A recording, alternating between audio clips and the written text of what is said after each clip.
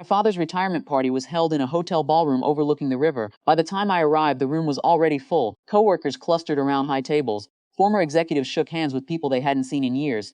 A slideshow of company photographs rotated across large screens near the stage. Everywhere I looked, people seemed genuinely happy for him. And honestly, they should have been. He had worked hard, built a respected career, earned the admiration filling the room. That was part of what made the evening so complicated. The man being celebrated wasn't fake. He really was respected. He really had helped people. I had simply spent most of my life wishing some of that encouragement had reached home. Growing up, my father believed struggle was solved by toughness. If you failed, work harder. If you felt discouraged, keep moving. If something hurt, don't talk about it, plough through. To him, that wasn't cruelty. It was preparation. Unfortunately, preparation and support aren't always the same thing.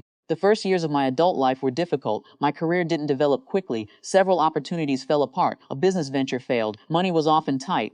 Those years embarrassed me enough without additional commentary. Commentary was never in short supply. My father rarely missed an opportunity to remind me how differently he would have handled things. Eventually, my life stabilized, then improved again. Not dramatically, steadily, the kind of progress that happens over years rather than headlines. Ironically, by the time success arrived, my father seemed less interested than he had been during my failures. Failure had always captured his attention.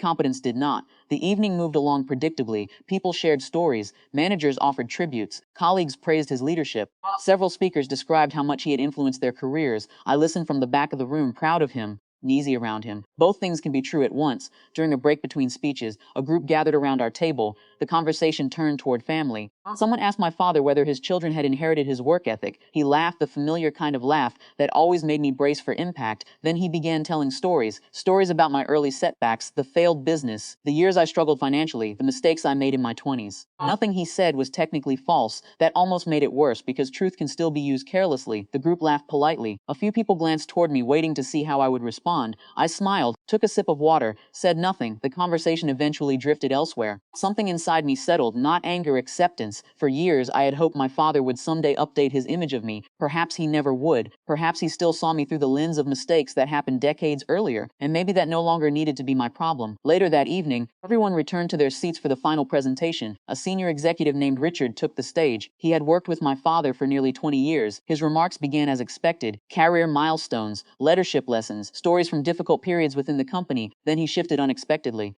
He started discussing community partnerships and industry initiatives connected to the organization's broader impact. Several names were mentioned, projects were highlighted, people were recognized. Then he said mine.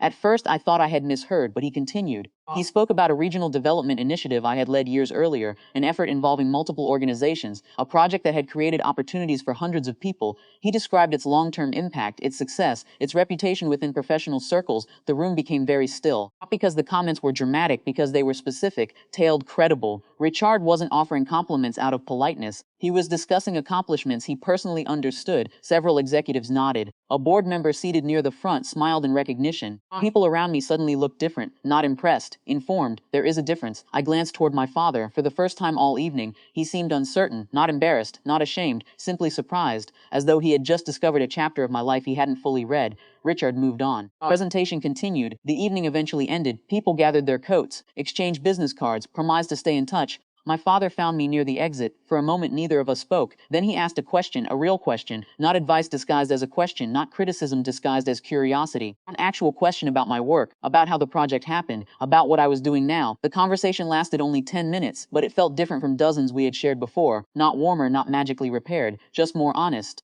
Driving home later, I realized something unexpected. The recognition hadn't changed my opinion of myself. That work had already been done, years earlier, during long nights when nobody was applauding, during setbacks, during slow progress, during the quiet process of building a life. What changed that evening wasn't my confidence. It was my father's certainty. For the first time, he seemed to understand that the story he had been telling about me was incomplete. And strangely enough, that was more than enough, because respect had finally arrived, not when I needed it, but when it could no longer define me.